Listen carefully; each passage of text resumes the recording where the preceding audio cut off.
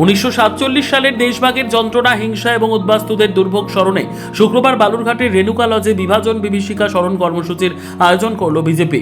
এদিনের বৈঠকে দেশভাগের সময়কার অত্যাচার, বাস্তুচ্যুতি এবং উদ্বাস্তু জীবনের নানা দিক নিয়ে আলোচনা করেন বক্তারা। বক্তাদের বক্তব্য, স্বাধীনতা সংগ্রামের ইতিহাস যেমন স্মরণীয়, তেমনি দেশভাগের বেদনাদায়ক অধ্যায়ও নতুন প্রজন্মের সামনে তুলে ধরা প্রয়োজন। দেশভাগের ফলে লক্ষ লক্ষ মানুষের জীবন যে বিপর্যস্ত হয়েছিল, সেই স্মৃতিকে সংরক্ষণ করার উপর জোর দেওয়া হয় বৈঠকে।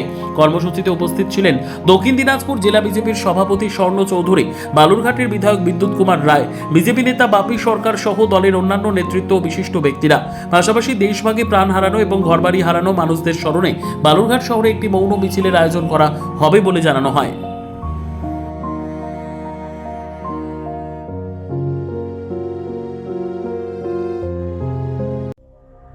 সংবাদটি নিবেদন করছেন স্বস্তিলোক উৎসব ভবন, গঙ্গারামপুর, দক্ষিণ দিনাজপুর। আপনারা জানেন যে আজকের দিন হলো 14ই আগস্ট 1947 সালে। আজকের দিনেই আর দেশ বিভক্ত হয়েছিল। পরের দিন 15ই আগস্ট স্বাধীনতা পেয়েছিলাম আমরা, কিন্তু 14ই আগস্ট দেশ বিভক্ত হওয়ার ফলে যেই লক্ষ লক্ষ মানুষ নিজ দেশেই শরণার্থী হয়ে যে সমস্যায় পড়েছিল, তাদের ওপর নির্বিচারে অত্যাচার হয়েছিল। পাকিস্তানের জন্ম হয় এবং হিন্দু যারা আছে তাদের ওপর প্রচুর অত্যাচার সেই সময় চলেছিল।